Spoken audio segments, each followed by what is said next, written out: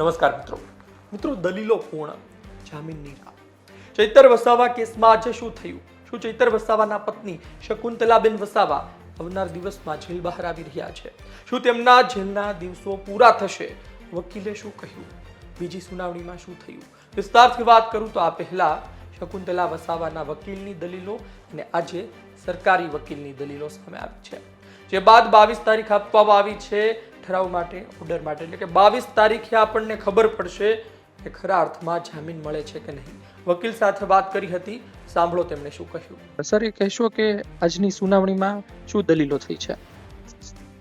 આજે નામદાર કોર્ટમાં ગઈકાલે અમારી દલીલો પૂરી થઈ હતી। આજે માનનીય સરકારી વકીલ સાહેબની દલીલ હતી અને આજે એમની પણ દલીલ પૂરી થઈ ગઈ છે અને હવે બંને દલીલ સાંભળ્યા પછી નામદાર આ મેટર હવે ઠરાવ પર લઈ લીધો છે અને 22 તારીખ હવે ઠરાવ માટે રાખી છે। દલીલોમાં શું મહત્વનું રહ્યું આજના દિવસમાં? કશું રજૂઆતમાં સરકારે આજે પોતાનો પક્ષ મૂક્યો એ બાબતની એમને રજૂઆત કરી અને અમારી રજૂઆતમાં કે આમાં કોઈ અમારા પુરાવા નથી, ખોટી રીતે અમને સુનાવવામાં આવ્યા છે અને અમારા મુજબ ખોટી સજા થઈ છે, તે બાબતની આજે બંને પક્ષોની રજૂઆત થઈ હતી। એક વાત એ હતી કે શકુંતલા વસાવા કેસમાં કે તેઓ ગાળ બોલ્યા છે, તેઓ ત્યાં હાજર હતા, સામે એ પણ કહેવામાં આવ્યું કે એવું કશું સાબિત નથી થતું, એ બાબતે કશી ફરી વાત થઈ છે?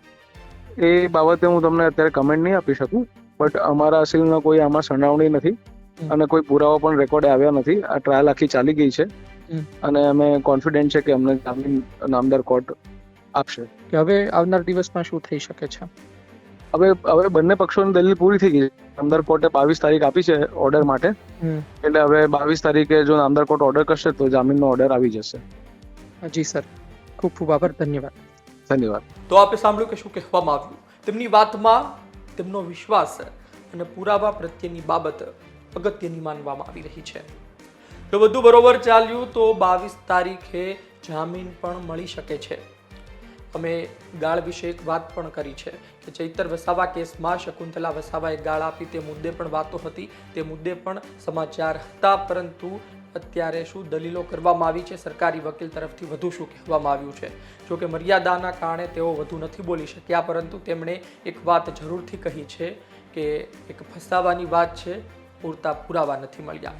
એટલે કે સંભાવના તે પણ છે કે શકુંતલા વસાવાના દિવસો, જેલના દિવસો આવનાર દિવસમાં પૂરા થઈ શકે છે। જોઈએ આવનાર દિવસમાં શું થાય છે, 22 તારીખે શું થાય છે। આપનું શું માનવું છે આ કેસને લઈ કોમેન્ટ બોક્સમાં જરૂરથી જણાવજો। નામદાર કોર્ટ 22 તારીખે પોતાનો ઓર્ડર આપી શકે છે અને આ સમાચાર એ લોકો સુધી પહોંચાડજો જેમને કેસના અપડેટ ખબર નથી। ધન્યવાદ।